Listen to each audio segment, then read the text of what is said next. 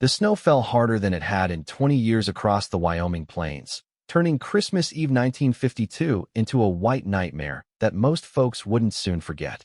Jake Morrison pulled his worn coat tighter around his shoulders as he guided his horse through the blizzard, squinting against the wind that cut through him like a knife.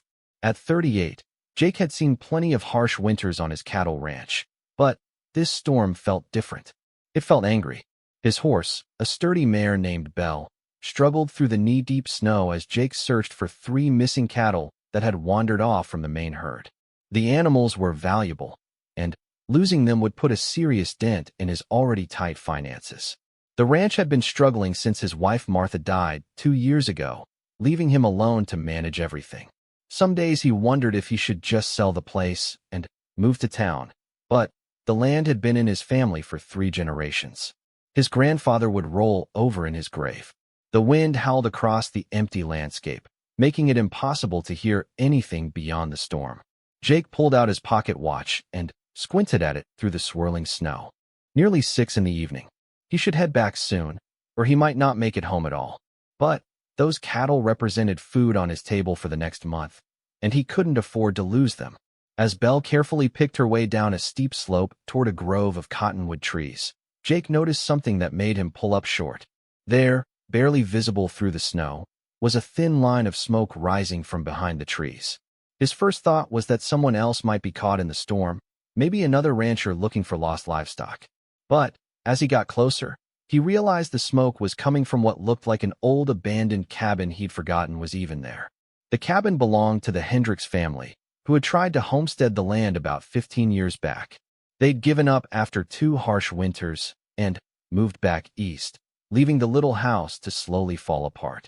Jake hadn't been down this way in months, maybe longer. Who could be staying there now? He urged Belle forward, curiosity overcoming his caution. As they approached the cabin, he could see that someone had made recent repairs. Fresh wood had been nailed over broken windows, and the sagging porch had been shored up with new posts. Smoke curled steadily from the chimney, and a faint golden glow showed through the patched windows. Jake dismounted and tied Belle to a sturdy tree, then approached the cabin carefully. The snow around the front door was packed down from recent foot traffic, and he could see several sets of small footprints. His hand instinctively moved to the rifle on his saddle, but something held him back. Those footprints were tiny, children's footprints. Before he could knock, the door creaked open just a crack, and a pair of bright blue eyes peered out at him. The eyes belonged to a girl who couldn't have been more than 8 years old, with tangled blonde hair and a face that was too thin for her age. "Mister," she whispered, her voice barely audible over the wind. "Are you the sheriff?" Jake pulled off his hat, snow cascading from the brim. "No, miss. I'm Jake Morrison. I own the land around here. Are you all right? Are your folks inside?" The girl's eyes darted nervously back into the cabin, then returned to study his face. "There ain't no folks, mister. Just us. Us." The door opened wider, revealing 4 more children huddled together in the small space behind her. Jake's breath caught in his throat. They were all young, probably ranging from about 5 to maybe 12 years old. Their clothes were patched and worn, and they all had that same too-thin look that spoke of not enough food for too long. "Lord Almighty," Jake breathed. "What are you children doing out here all alone?" The oldest, a boy with serious dark eyes and shoulders that carried too much responsibility for someone his age, stepped forward. "We ain't done nothing wrong, mister. We fixed up the cabin real good, and we ain't bothering nobody." Jake looked past them into the cabin and was amazed at what he saw. The children had indeed done an impressive job making the old place livable. The floor had been swept clean, and blankets were hung over the broken windows for insulation. A small fire crackled in the stone fireplace, and their few belongings were neatly arranged on makeshift shelves. It was clear they'd been there for some time. "I can see that," Jake said gently. "You've done real good work here. But this is no place for children to be living alone, especially in weather like this. Where are your parents?" The youngest, a little girl who couldn't have been more than 5, began to cry softly. The oldest boy put a protective arm around her. "They ain't coming back," he said simply. "We're taking care of ourselves, just fine." Jake felt his heart clench. He'd seen enough of life to recognize children who had been on their own too long. "What are your names?" he asked, crouching down to their level. The oldest boy hesitated, then seemed to make a decision. "I'm Tommy. This here's my sister Lucy." He indicated the blonde girl who had first opened the door. "That's Sam and Ben, they're brothers. And this little one is Rose." He squeezed the crying girl's shoulder gently. "She's the baby." "Well, Tommy, Lucy, Sam, Ben, and Rose," Jake said, trying to keep his voice steady. "I think you all need to come home with me tonight. This storm's getting worse, and no." Tommy stepped back, pulling the other children with him. "We ain't going nowhere. We're fine right here." These children had clearly learned not to trust adults, probably the hard way. "I'm not going to hurt you," he said quietly. "I just want to help. It's Christmas Eve, and no child should be alone on Christmas Eve." "Christmas don't mean nothing to us," Tommy said. But Jake caught the wistful look that crossed Lucy's face. "Maybe not," Jake said, "but it means something to me. My wife used to say that Christmas was about taking care of each other, especially folks who need help. She'd never forgive me if I rode away and left you children out here in this storm." He stood up slowly, not wanting to frighten them further.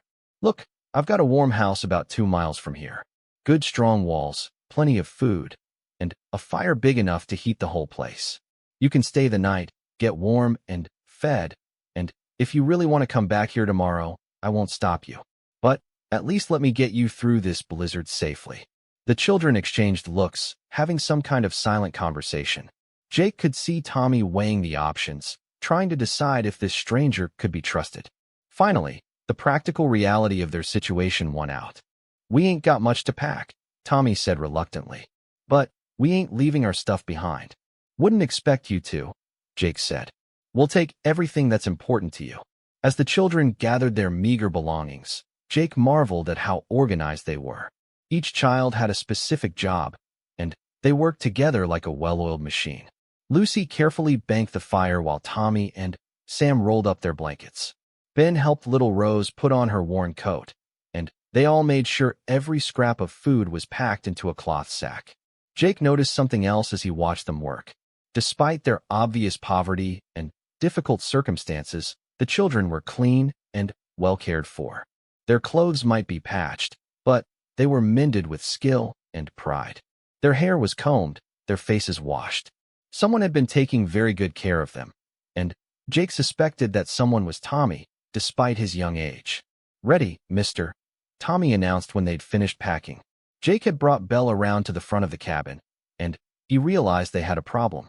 His horse could carry him and maybe one child through the storm, but not all 5 children plus their belongings. "We'll have to walk," he told them. "Belle here can carry the little ones and your things, but it's going to be a hard trip for the older ones." "We can walk," Tommy said immediately. "We walked plenty far to get here." Something in his tone made Jake want to ask more questions, but the storm was getting worse by the minute. The wind was picking up, and the snow was falling so thick he could barely see 10 feet ahead. They needed to move now, or they might not make it at all. He lifted Rose and Ben onto Belle's back, securing them with rope so they wouldn't fall. The other children's belongings were tied behind the saddle, and Jake took the horse's reins in one hand while offering his other hand to Lucy. "Stay close to me," he told them all. "Hold on to each other, and don't let go for anything. If someone falls behind, we all stop. Nobody gets left behind." The journey to Jake's ranch house was the longest 2 miles of his life. The wind cut through their clothes like ice, and the snow was so deep that even the older children struggled to keep up. Tommy, despite being the unofficial leader of the group, was clearly exhausted. Sam stumbled several times, and Lucy's lips were turning blue from the cold. Jake stopped frequently to check on all of them, sharing his own coat when he could, and making sure the little ones on Belle's back were still secure. More than once he considered turning back to the cabin, but he knew they'd never make it. The storm was too fierce, and the children were too tired. Their only hope was to push forward. When the warm glow of his ranch house finally appeared through the swirling snow, Jake felt a relief so profound it nearly brought him to his knees. They'd made it. Somehow, against all odds, they'd made it home. The house sat in a small valley, sheltered by a grove of pine trees that helped break the wind. It was a modest two-story building with a wraparound porch and strong stone foundation that Jake's grandfather had built to last. Smoke rose from the chimney, and golden light spilled from every window, making it look like a beacon in the storm. Jake quickly got the children inside, carrying the younger ones and helping the older ones stumble through the front door. The warmth hit them like a physical blow, and Rose started crying again, but this time from relief rather than fear. Sweet Mary and Joseph, Jake breathed as he looked at them all in the full light of his living room. They were even thinner than he'd realized, and their clothes were more patches than original fabric. But their eyes were alert and intelligent, and despite everything they'd been through, they stuck together like a real family. "All right," he said, hanging his coat on a peg by the door. "First things first. Everyone out of those wet clothes and wrapped up in warm blankets. Lucy, there's a pile of quilts in that chest over there. Tommy, help me get the fire built up bigger. Sam and Ben, you help Rose get warmed up." The children moved carefully through his house, clearly overwhelmed by finding themselves in such comfortable surroundings. Jake's living room was simple but well-furnished, with a large stone fireplace, comfortable chairs, and braided rugs on the hardwood floors. Martha's touch was still evident in the carefully chosen curtains and the family photographs on the mantelpiece. As the children settled in front of the fire, wrapped in Martha's old quilts, Jake went to the kitchen to see what he could put together for supper. He wasn't much of a cook since Martha died, but he knew how to make a decent stew, and he had plenty of vegetables from his garden stored in the root cellar. While the stew simmered on the stove, Jake returned to the living room to find the children huddled together on the large sofa, still not quite believing they were safe and warm. Little Rose had fallen asleep against Tommy's shoulder, and the older children were fighting to keep their own eyes open. "When's the last time you all had a good meal?" Jake asked gently. The children exchanged those looks again, and Jake was beginning to understand that they'd developed their own way of communicating that didn't require words. "We ate today," Tommy said carefully. "That's not what I asked," Jake said. "When's the last time you had enough to eat? When's the last time you went to bed with full bellies?" Tommy's defiant expression crumbled just a little. "A while," he admitted. Jake nodded, not pushing for more details. "Well, we're going to fix that tonight. I've got stew cooking, and there's fresh bread in the pantry. We'll get some good food in you, and then we'll figure out sleeping arrangements." He paused, studying their faces in the firelight. "But first, I need to know something, and I need you to tell me the truth. Are there people looking for you? People who might be worried about where you are?" The silence that followed was answer enough. These children were truly alone in the world, and Jake felt a familiar ache in his chest. He and Martha had tried for years to have children of their own, but it had never happened. Martha used to joke that maybe God was saving their love for children who would need them later.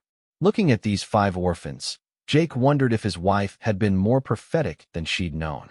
"Well then," he said, clearing his throat, "I guess we'll just have to make the best of things. Christmas morning is going to come whether we're ready or not, and I think we should give it a proper welcome." For the first time since he'd found them, he saw something other than fear and wariness in their eyes.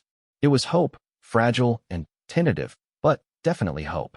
The storm continued to rage outside, but inside Jake Morrison's ranch house, 5 orphan children were discovering that sometimes, when you least expect it, life can surprise you with exactly what you need most. And Jake was beginning to suspect that he wasn't the only one whose life was about to change forever. As the stew finished cooking and the children began to relax in the warmth and safety of his home, Jake made a silent promise to Martha's memory. Whatever secrets these children were hiding, whatever had brought them to that abandoned cabin in the middle of nowhere, he would protect them. He would keep them safe, fed, and loved, just as she would have wanted. Christmas Eve had brought him the most unexpected gift of his life, and he intended to treasure it.